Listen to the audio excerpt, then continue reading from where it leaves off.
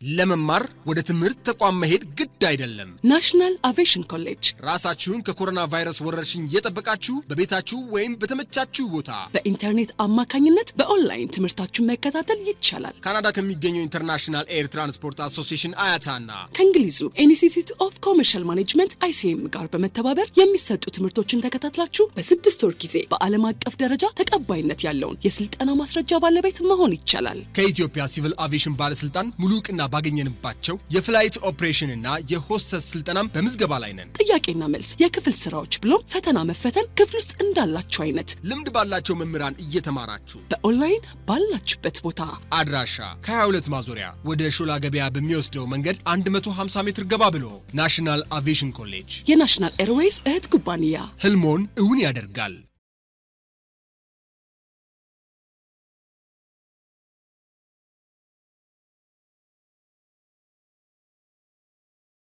Okay, welcome all. This is the course of monetary theory and policy. This is very interesting course. It has its own course description. This monetary theory and policy is very important for your daily life as well, because we all are directly or indirectly linked with the goods market as well as the money market. Therefore, this course is described with the following 3 main points. The first is the course is mainly focusing on the money demand and supply, and how these money demand and supply transaction issues are being held. Moreover, you see 2 important terms here, demand and supply. I hope most of you, I do believe that, have the economics background. If not, I hope you have taken introduction to economics, and this is the concept of demand and supply as well as applicable in the money market. That's how the optimal quantity of money is being determined. This determination is held through analyzing the demand and supply of the money. Therefore, one of the important points here is how the optimal amount or the optimal quantity of money is being determined.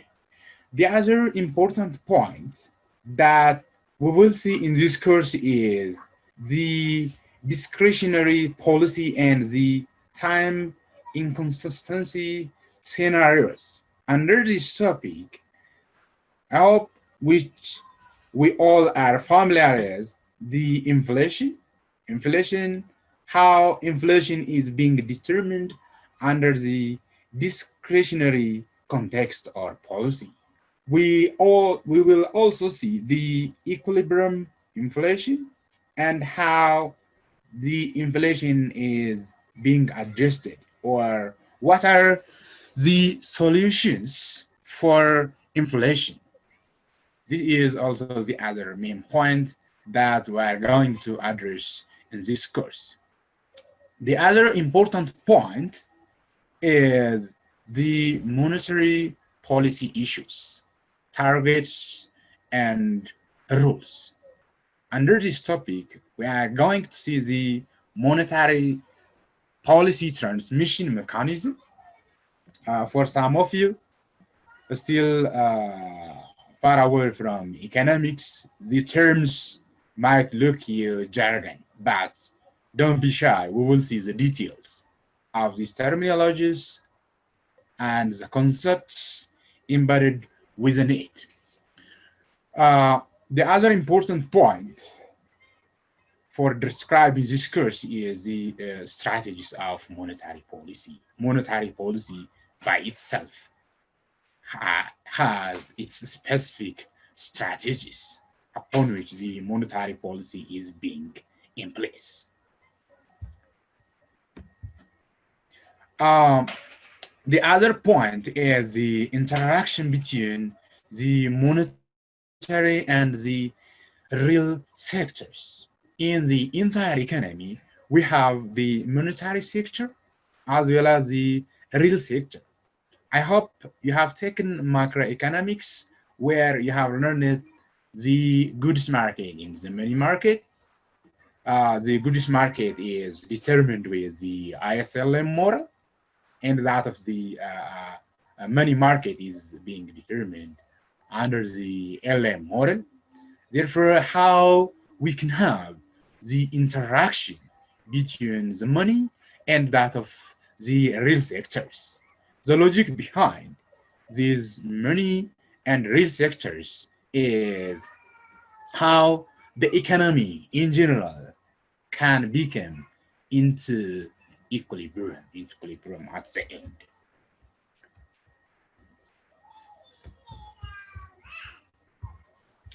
The other is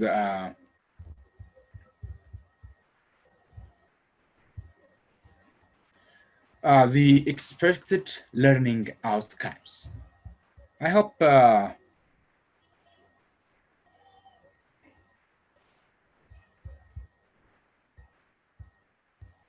some are joining late. Still, I'm admitting you. But for the future, try to be in with the defined time.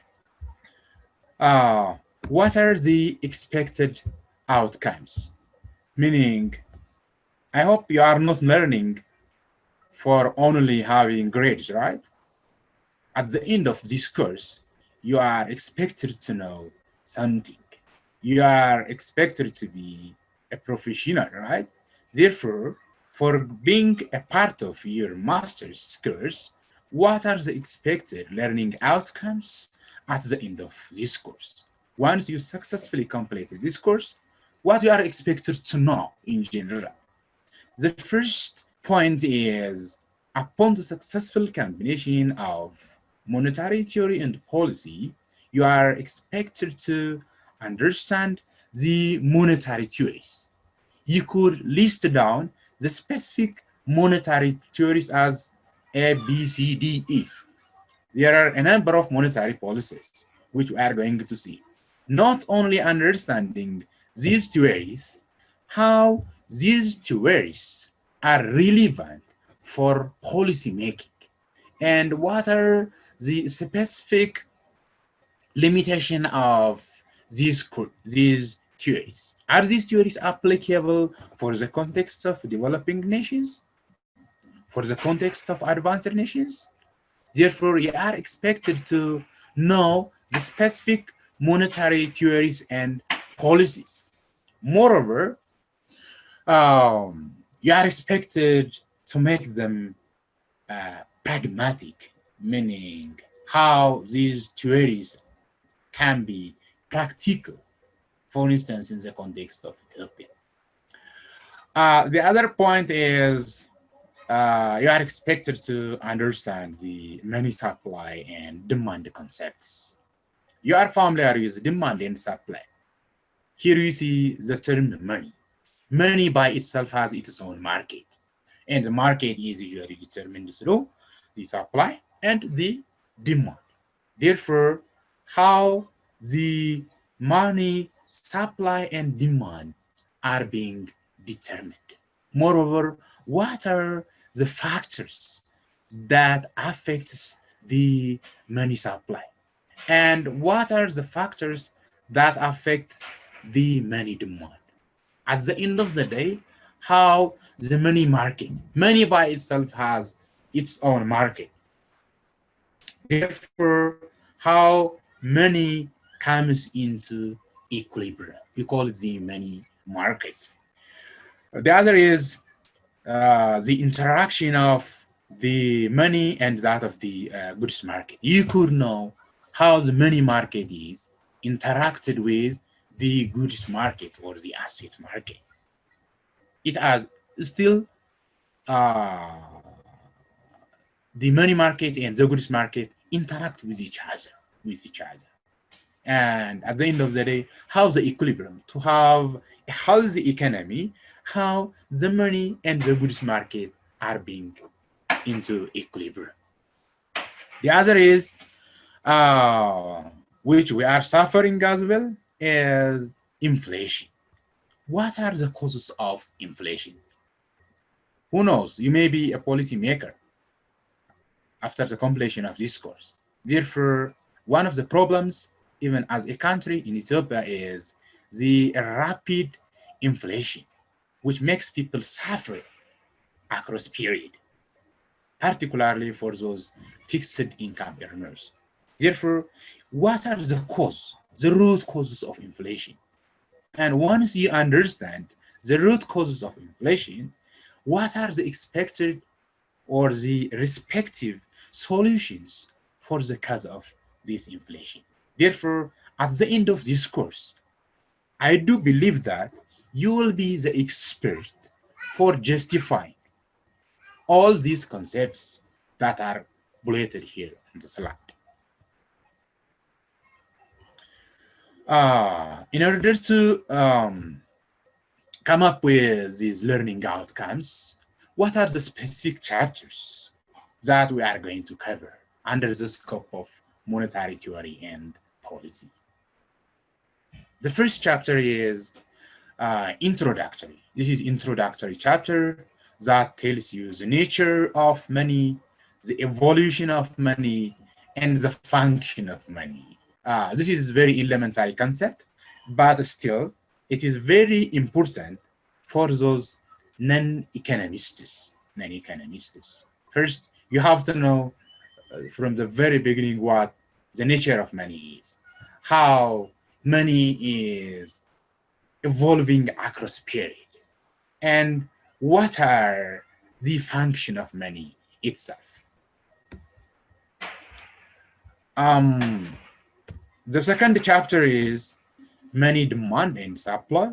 This is a very important chapter as well. And we will see the money demand and supply. Chapter 3 is monetary policy targets and rules. I hope you know National Bank, right? National Bank. Most of the policies and the strategies related with the money market are formulated under the authorship of the National Bank of Ethiopia. Of course, the name differs across countries. In some countries, we call it as Reserve Bank. In some countries, they call it as Central Bank. In the context of Ethiopia, we call it the National Bank of Ethiopia. Therefore, under the third chapter, we will see the general theories of the monetary policy targets and what are the monetary policy rules as well. These rules are standard across the globe. Therefore, we will see the theories of monetary policy and that of the rules itself. Chapter 4 is the interaction between the money and that of the real sectors. We call it the transmission mechanism. This is still a very important concept for monetary economics. Therefore, the fourth chapter is dedicated for analyzing the interaction of the goods and that of the real sector.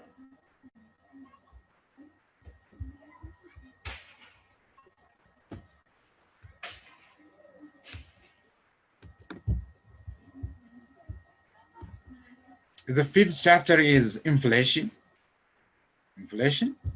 We will have inflation as a separate chapter. All these outlines are derived from your curriculum or your course outline.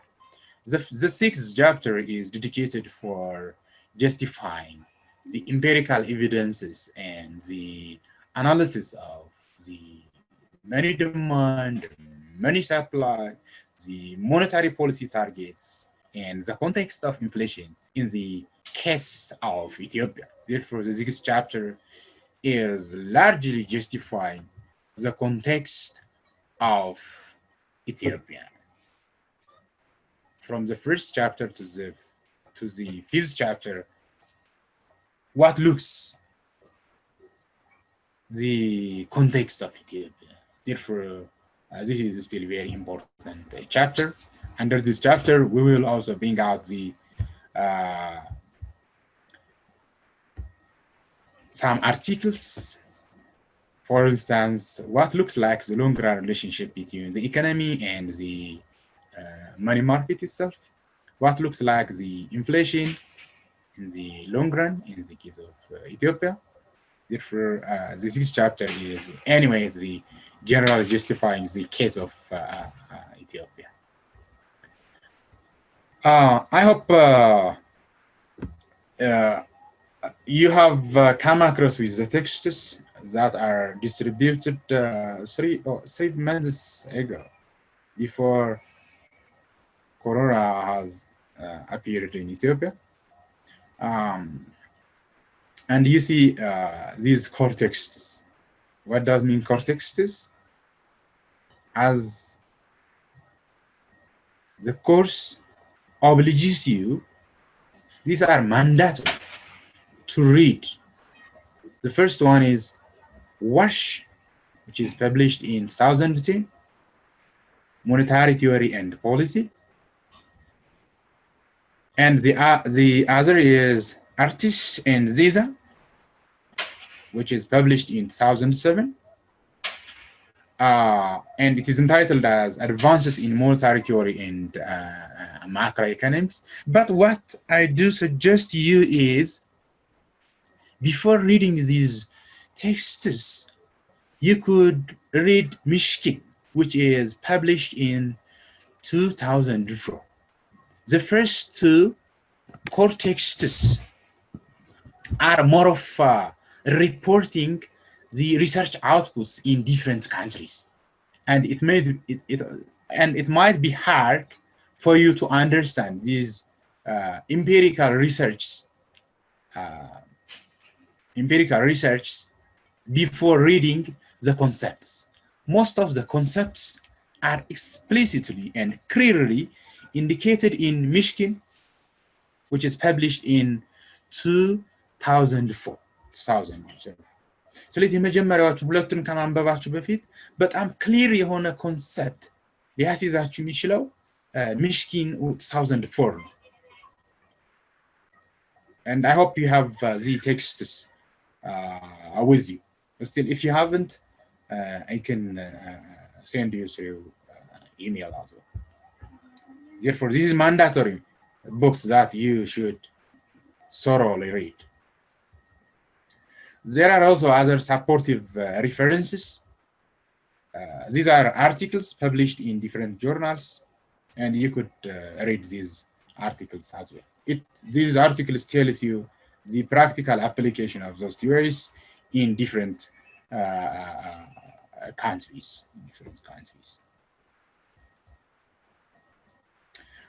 Okay. Today is the first day, and I will no longer take you too much time, as this is the introduction day. But I do believe that it is important to address some of the important points under the first chapter. The first chapter talks about the nature, evolution, and functions of money. The nature, evolution, and the functions of money. As I said to you, in the inception of the course description, this chapter is boldly an introductory chapter who have non-economics background. Still, these are very important for understanding the existing types of money that are in place across the globe. Therefore, at the end of this chapter, you are expected to understand the following 4 points. These are chapter objectives. The first is The one you are familiar is the barter system. What does barter system mean? And what are the drawbacks of the barter system? What are the problems associated with the barter system? Why not people stick in the barter system? Therefore, the first point is you could understand the meaning of barter system and the problems associated with that. Once you understand this point, it will inform you how money is evolving across time, starting from the ancient times up to the 21st century.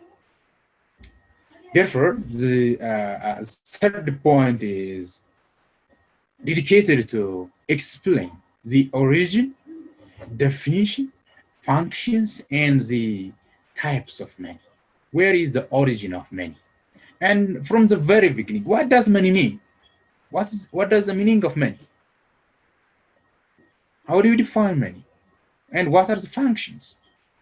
And what are the specific categories of money? You could know this at the end of this chapter. And how this money is historically developing across period. Therefore, all these points will be addressed under the first chapter, which is still, I said, is the introductory chapter. And for today, we are going to see the first two points.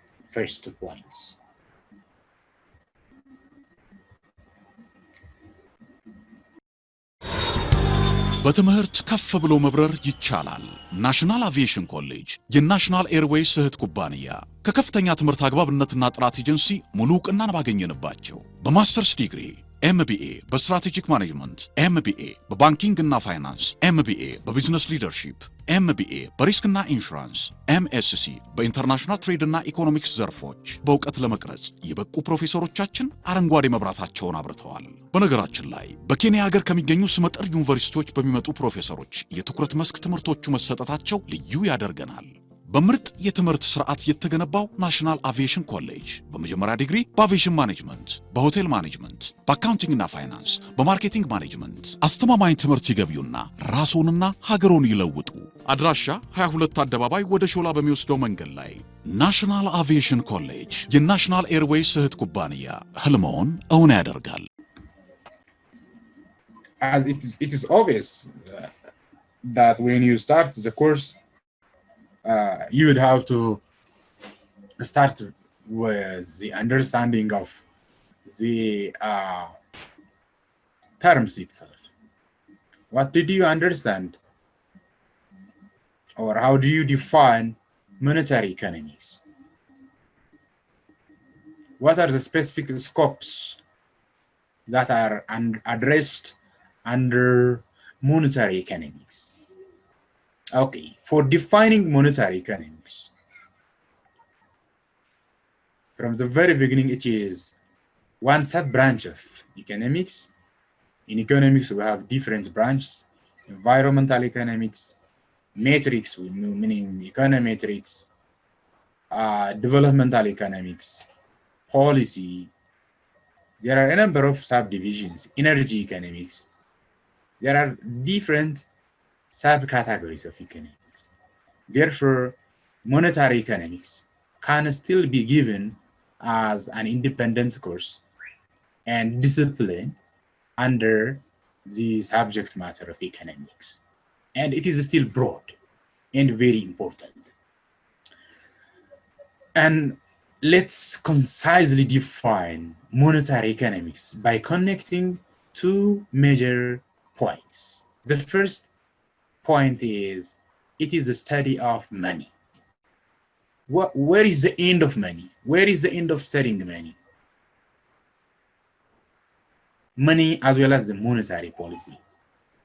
Therefore, the first point, the first pillar in defining monetary economics is, it is a concern of monetary policy and the concern of money in general. And on the other wing, it is connected with the economy. Therefore, how the money policy, the monetary targets and policies are affecting, or what are the effects of these activities or these policies on the economy. Therefore, the interaction between the money and that of the economy in general, still the money market is under the economy, is being addressed under the discipline of economics. Therefore, it doesn't only stop on the monetary policy designation. It far proceeds to link with the economy in general. And under monetary economics, its scope can be justified using the following points. Inter alia, there are a number of points that are addressed, but for the sake of this class discussion, I have brought 4 important scopes under the monetary economics. One is, it tells you the function of money, it tells you the concept of money, it tells you the evolution of money in the economy in general, The other is the concern of institutional attachment. What are the respective institutions who are being functional in the monetary policy, in the monetary sector?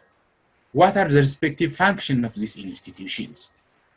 We have financial and other public institutions. What are the functions of these institutions who are highly related with the money market?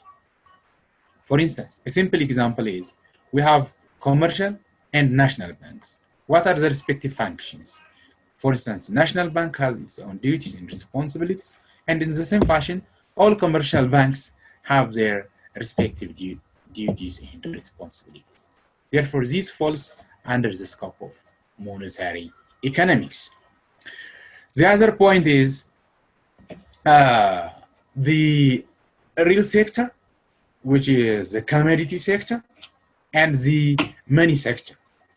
How the goods sector and the money sector are being interacting with each other.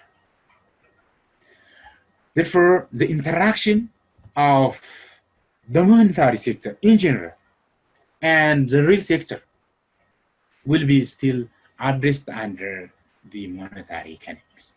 However, be sure that there is a cross-alignment between courses. This concept as well is addressed under the discipline of macroeconomics. The other is monetary policy instruments. What are the monetary policy instruments? How they are functioning? How they are affecting the economy? All these are addressed under the discipline of monetary economics. I hope you are with me, right?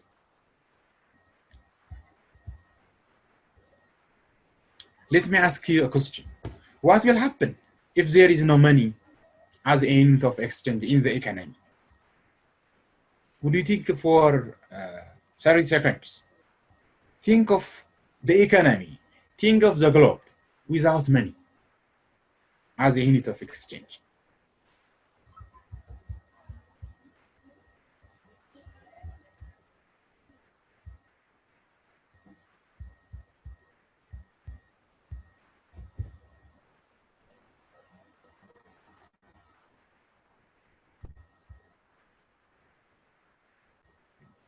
Do you think that how a mess will happen? What a problem will happen?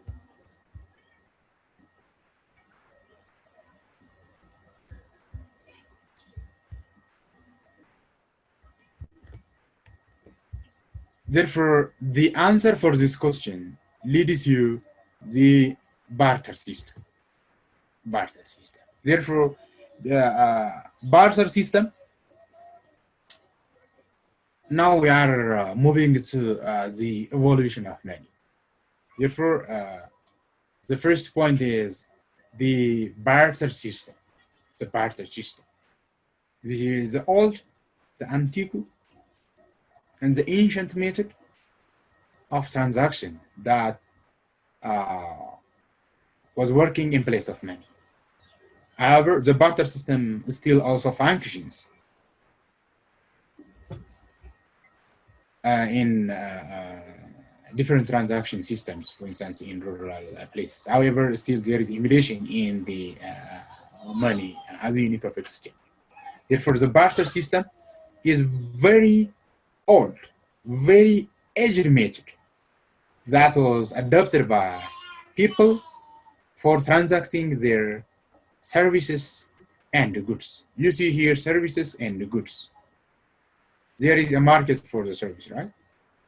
Therefore, the ancient time, people were using the barter system.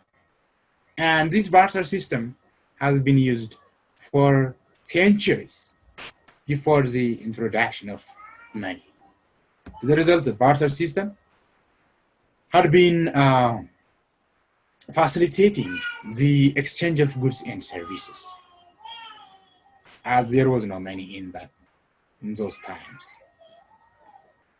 And some scholars do believe that the barter system was introduced dating back to the 6,000 BC, 6,000 years before the birth of Christ. And I hope you remember your high school history if you're from social science. The ancient civilizations such as Mesopotamia. Therefore, literatures indicate that the barter system was introduced and had been used in Mesopotamia, just dated back to 6,000 BC. 6,000 BC. However, the barter system has a number of limitations, has a number of drawbacks.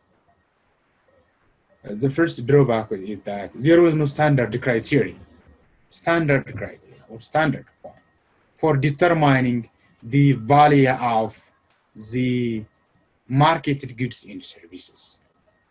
As a result, it results in disputes and clashes among the transactors. As a result, because of this drawback, people were looking into different modality of transaction, which leads to the invention of money.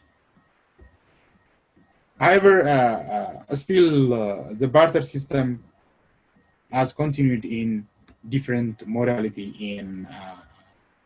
in the modern world as well. For instance, I hope you remember the Great Depression in the 1930s, which John Maynard Keynes has properly designed the exit strategy. The Great Depression of the 1930s has resulted a Great Depression from I hope from 1929 to 1933. At that time, the economy was largely oriented by the free market system. And this free market system has resulted in failure. And John Maynard Keynes introduced a very managed way of government intervention. And at that time, there was a scarcity of money in the economy. And even 1930 means decade about 90 years, right? Therefore, at that time of Great Depression, the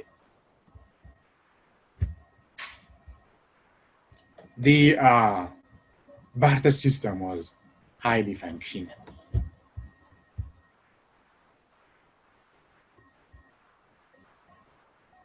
Even in the post-World War, particularly in Germany, people were using the barter system because the Germany currency at that time has lost its value in the transaction.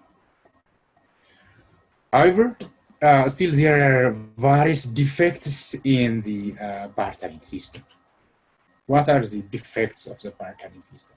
One is double coincidence of wants. In order to have the transaction, in order to have the exchange, from the buyer and from the seller's perspective, people would have to look into a specific commodity, where this is a challenge as well. For instance, Mr. X is a weaver who manufactures shoes, and Mr. Y has a clothing. He is working, or he works in the production of, or in the manufacturing of clothes. Therefore, in order to buy clothes, the seller of the clothes would have to, at the same time, look into shoes. Otherwise, you cannot make a transaction. And what is the problem related with this? Therefore, it takes time in transaction, and it doesn't allow in the specialization. You know that specialization creates the efficiency or effectiveness. Meaning, as you specialize in a specific commodity or in a specific production, then you will get efficient. What does it mean?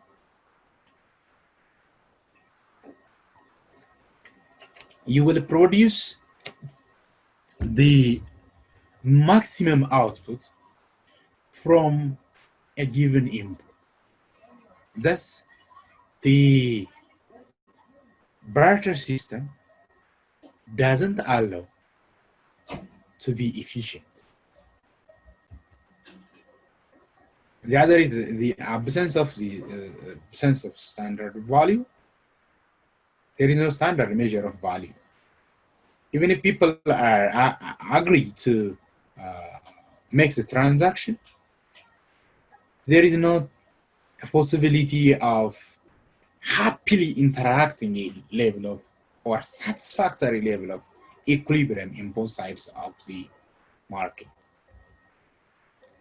The other is indivisibility of commodity. For instance, some individual may have a cup, and he may look into buying, say, a cloth. What if he wants to buy a cloth which is valued half of his cup? He cannot divide his cup. Therefore, indivisibility of the commodities is one of the challenges or drawbacks for the barter system. If you have any question, you can text me as well. I will check while lecturing. The other is the absence of store of value. Some commodities are perishable, meaning cannot be stored persistently for a long period of time. Therefore, the barter system as well is a problem in the storage. The other is difficulty of deferred payment. For instance, if some individual fails to pay you within the given time, and he deferred, meaning he is going to pay in the future.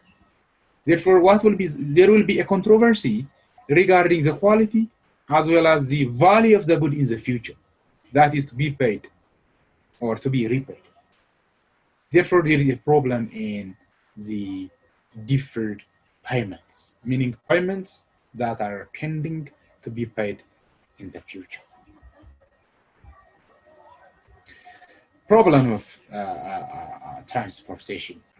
Since the barter system doesn't allow you to have a handy or smaller level, For instance, if you transact clothes for car, it's not possible to move the cow from one corner to different corners of the country. Therefore, particularly in the modern society, it's very challenging because those commodities cannot be conveniently transported from one area to the other or remotest areas as well.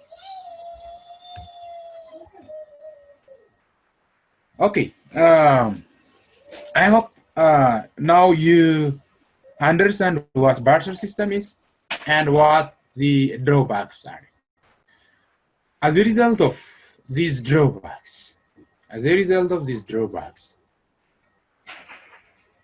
it puts people for invasion of money.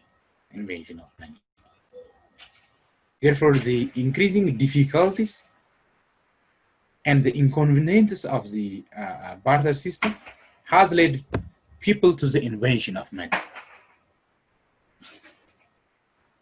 Therefore, money has evolved as people get modern, transactions get sophisticated.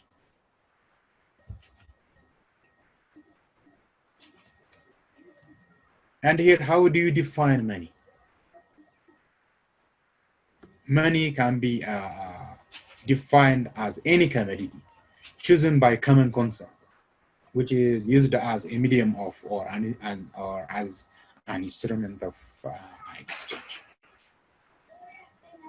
And all the other commodities are to be expressed in the value of that money.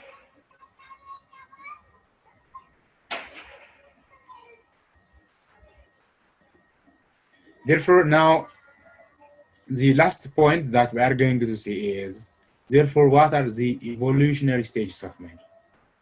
The first is the barter system, meaning goods to goods or goods to services, transaction, or that's a trading of product or service for other products and services.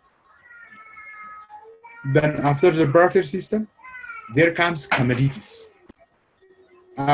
What does commodity mean and what makes it different from barter? These commodities comes to speed up the process of exchange. And what it did is, in some specific locality or in some specific area, some groups of people agree on the tangible items that are going to represent the specific value of the commodity. For instance, seashells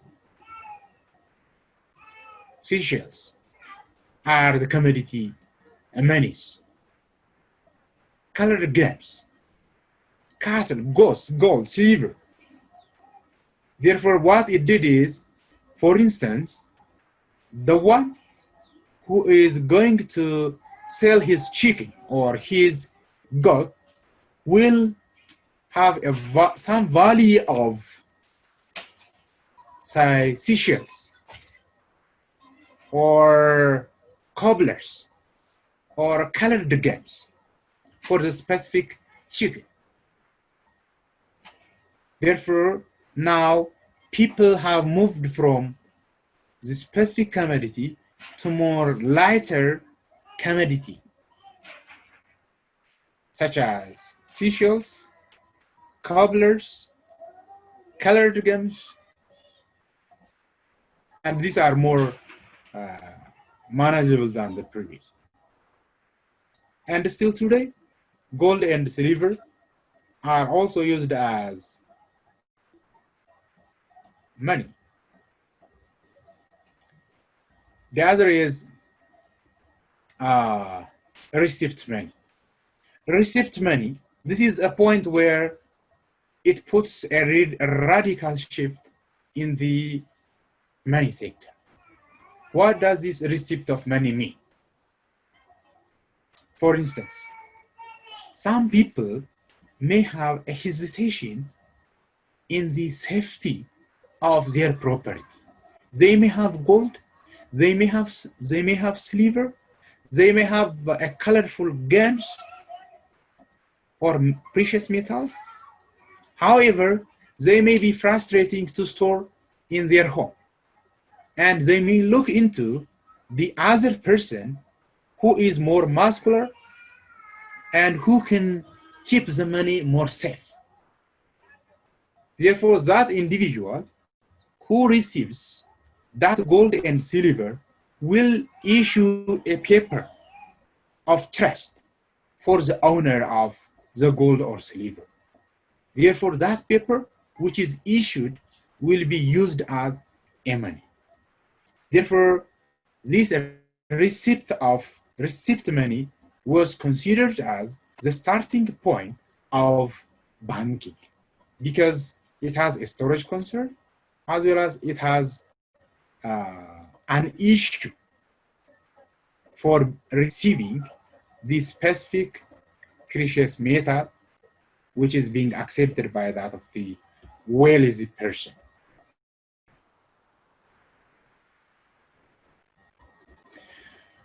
The other is the fiat money. You see, this is the modern value of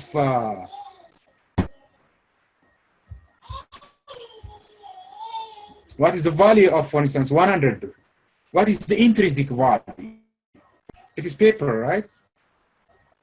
It has no intrinsic value, but for the sake of transaction or facilitation, it is backed by rule, which you are forced to transact, which is